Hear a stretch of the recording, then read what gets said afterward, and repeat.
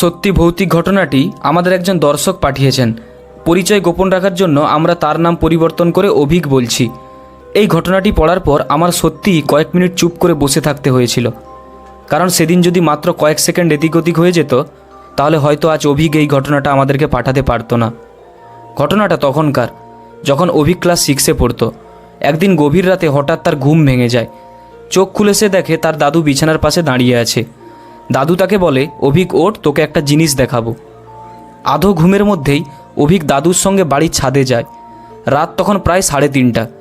দাদু আকাশের দিকে তাকিয়ে বলে, দেখ তো কি সুন্দর লাগছে। অভিকও আকাশের দিকে তাকায়, কিন্তু কয়েক মুহূর্ত পরে সে বুঝতে পারে তার দাদু তার পাশে নেই। ছাদের এক কোণায় দাঁড়িয়ে তাকে ডাকছে। অভিক ধীরে ধীরে সেদিকে এগিয়ে যায়, কিন্তু এরপর যা ঘটেছিল তা সে আজও ভুলতে পারেনি। দাদুর কাছে পৌঁছানোর পর তিনি নিচের দিকে আঙুল দেখান। অভিক নিচে তাকিয়েই জমে যায়, কারণ রাস্তার উপরেও সে তার দাদুকেই দাঁড়িয়ে থাকতে দেখে। একই চেহারা, একই পোশাক, একই মুখ। ভয়ে কাঁপতে কাঁপতে অভিক জিজ্ঞেস করে, দাদু তুমি নিচে গেলে কিভাবে? রাস্তার উপরে দাঁড়িয়ে থাকা দাদু শুধু একটাই কথা বলতে থাকেন, আয় আমার কাছে আয়। অভিক বলে, আমি কিভাবে যাব? তখন দাদু উত্তর দেন, তুই লাফ দে, আমি তোকে ধরে নেব। এরপর বারবার একই কথা, লাফ দে, ভয় নেই, আমি আছি। অদ্ভুতভাবে অভিক যেন নিজের ওপর নিয়ন্ত্রণ হারিয়ে ফেলেছিল। সে ধীরে ধীরে ছাদের রেলিংয়ের ওপর উঠে যায়, আর ঠিক তখনই কেউ পিছন থেকে তার জামা শক্ত করে ধরে টেনে নামিয়ে দেয়।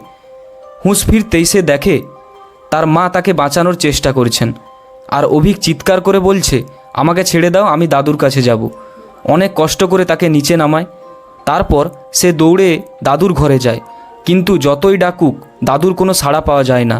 কিছুক্ষণ পর ডাক্তার এসে জানান অভিকের দাদু প্রায় 2 ঘন্টা আগে মারা গিয়েছেন।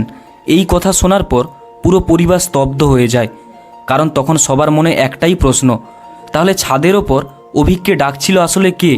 দাদু নাকি অন্য কেউ, যে দাদুর রূপ ধরে তাকে নিজের কাছে নিয়ে যেতে চেয়েছিল? এই ছিল আজকের সত্যি ঘটনাটি। ঘটনাটি ভালো লাগলে লাইক করতে পারেন, আর কমেন্ট করে জানাবেন কেমন লাগলো। আপনারও যদি কোনো সত্যিকারের ভৌতিক ঘটনা থেকে থাকে আমাকে পাঠাতে পারেন, আমি পড়ে শোনাবো আপনার গল্প সবাইকে।